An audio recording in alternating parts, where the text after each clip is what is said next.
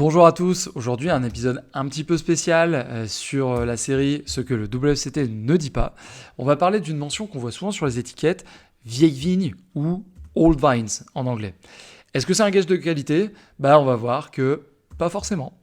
Si tu veux t'entraîner au QCM du WSET2, tu peux cliquer dans la description pour accéder à l'application. Allons-y. Alors, que dit le manuel ?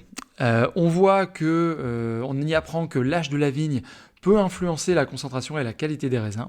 Donc en gros, jeune vigne, rendement élevé, mais parfois un peu simple. Vieille vigne, rendement plus faible, mais raisin plus concentré et en général plus qualitatif. Voilà la théorie.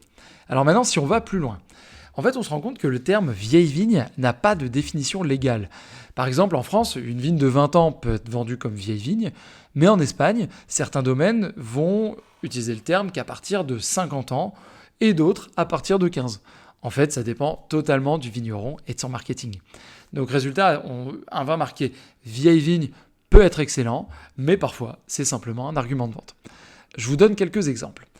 En Beaujolais, on va avoir des cuvées vieilles vignes sur des parcelles de 40 ans.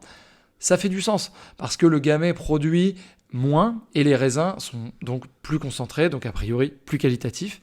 Mais dans le Languedoc, par exemple, certaines coopératives mettent vieilles vignes sur les bouteilles, sur du Carignan de 25 ans, c'est pas si vieux. Donc, qu'est-ce qu'il faut retenir pour l'examen ? C'est que pour le wine-set, vieille vigne égale rendement plus faible et concentration plus élevée. Mais dans la vraie vie, vieille vigne, ça sonne bien, mais ça ne veut pas forcément dire grand-chose si tu ne connais pas le domaine ou la région. Donc tu peux lire ça comme un indice de style, mais pas comme une garantie absolue de qualité.